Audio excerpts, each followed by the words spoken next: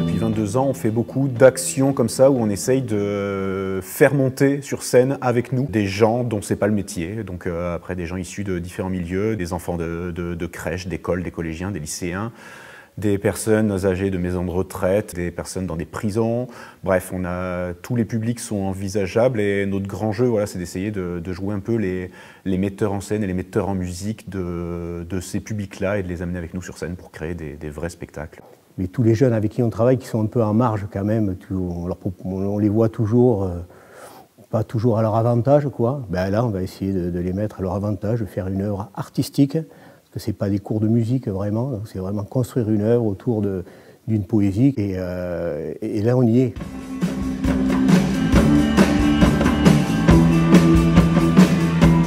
On est une bande de jeunes qui arrivent dans une casse et cette casse c'est comme un espèce de nouveau monde et on doit réinventer le monde avec. Donc là nous on le fait en musique, on réinvente notre monde à 80 avec des gens qui viennent de différents horizons.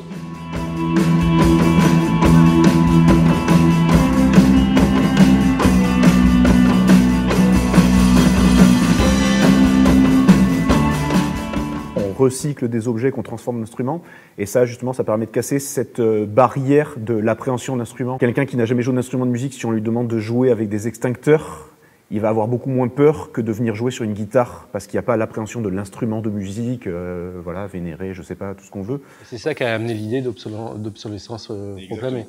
C'est l'idée des instruments recyclés. Ils sont très volontaires et on a encore, alors qu'on est à la quatrième séance, des désirs qui se révèlent. Ça veut dire que, en fait, à force, ils sont vraiment à l'aise à faire des trucs avec nous et tout, et ils se sentent moins en danger. Et donc ça, c'est chouette. J'ai aimé m'exprimer. Nous avons fait du travail en amont avec la compagnie Les Fracas. J'ai aimé retranscrire tout ce projet-là. Surtout faire de la guitare, ça a été une bonne expérience je trouve, parce que c'est déjà un truc que je voulais faire quand j'étais petit, mais j'avais jamais eu l'occasion de le faire. Et puis là on m'a proposé ça, alors j'ai sauté sur l'occasion quoi. Ça a créé plus une cohésion de groupe, même si ça fait 3 ans qu'on est tous ensemble, là on a formé un groupe tous ensemble et voilà, c'était chouette. Hein. Ce projet m'a permis de me réorienter professionnellement parlant dans une autre filière que la forêt, et plus dans l'audiovisuel et tout ce qui est oral. Ça m'a fait beaucoup développer ce sentiment artistique. Il te manque un 2 ou tu vas avoir un de ces deux-là. Ça s'éteint. Ok, un 2. Ok, bon super. Ensuite... Je crois qu'il y a plusieurs dimensions qui vont intervenir et qui sont vraiment particulières. Déjà, il y a vraiment apprendre à regarder ce que l'autre est dans tout ce qu'il est. Pas uniquement dans ce qu'il dit, mais également dans ce qu'il exprime avec son corps. C'est lié notamment au fait de travailler la musique et le son, mais je pense que c'est lié aussi au fait de travailler avec des gens qui ont déjà parfois des difficultés de se mouvoir, etc.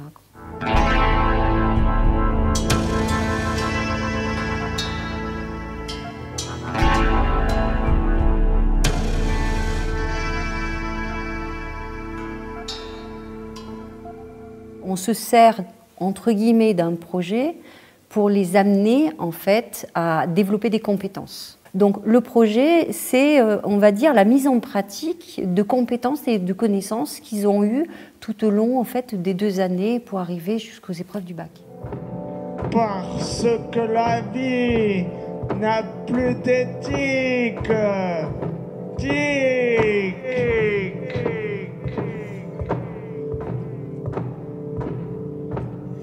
Et que le temps passe à l'attaque.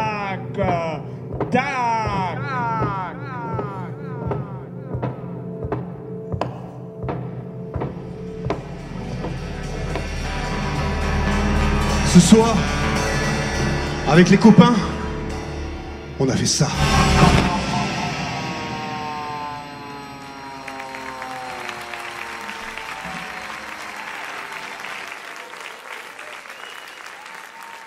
C'était génial. Ah ouais.